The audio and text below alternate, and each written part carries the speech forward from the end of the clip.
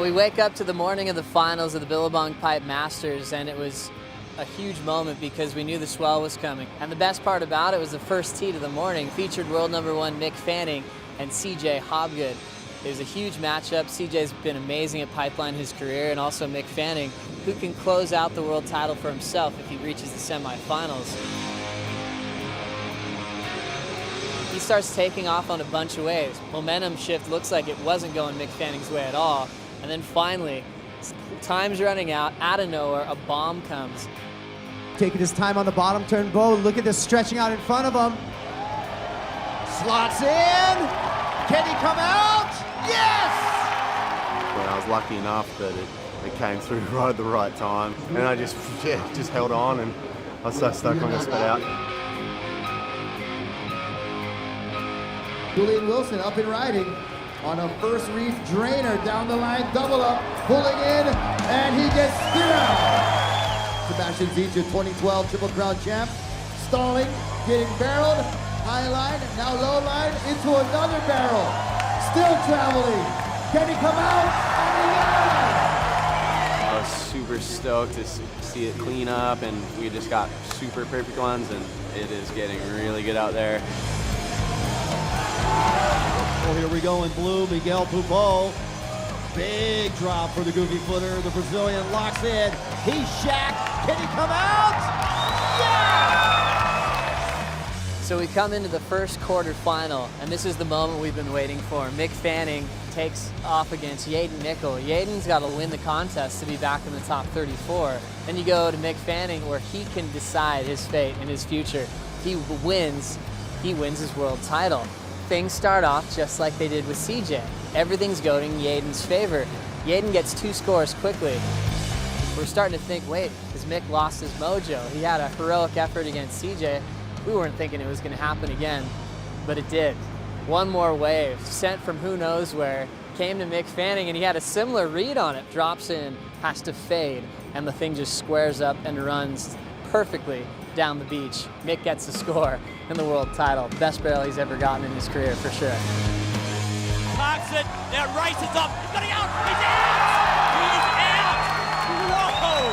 A 9.7, your world champion, Mick Fanning for 2013.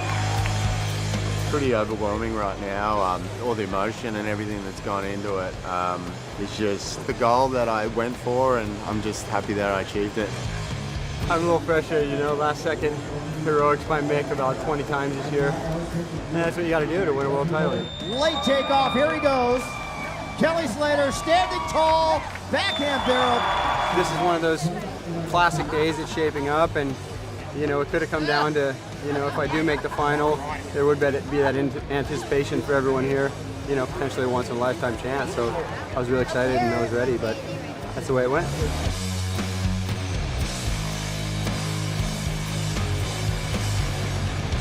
If I win this thing, I'm putting that in my house and I'm going to steal that freaking title off Mick and run. John Florence in a backdoor cavern, pedal to the metal. Can he come out? Yes!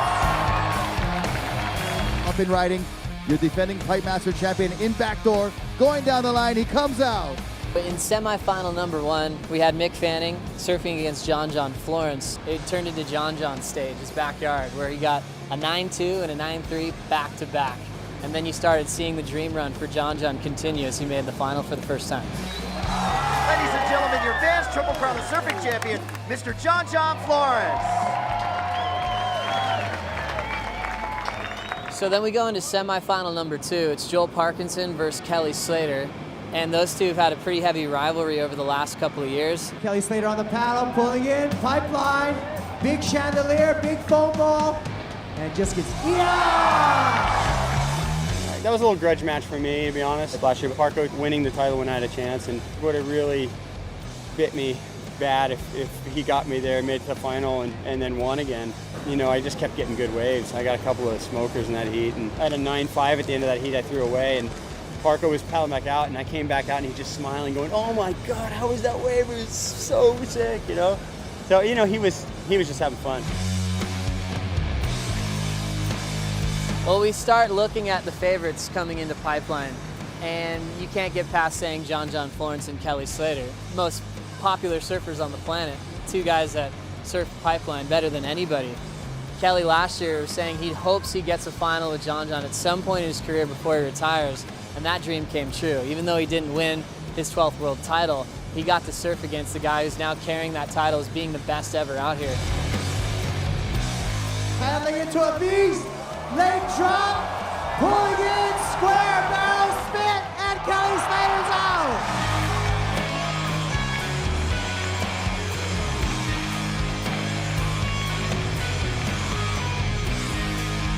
Ladies and gentlemen, one more time for the 7-time Pipe Master champion, courtesy of Billabong and Memorial of Andy Irons, Mr. Kelly Slater.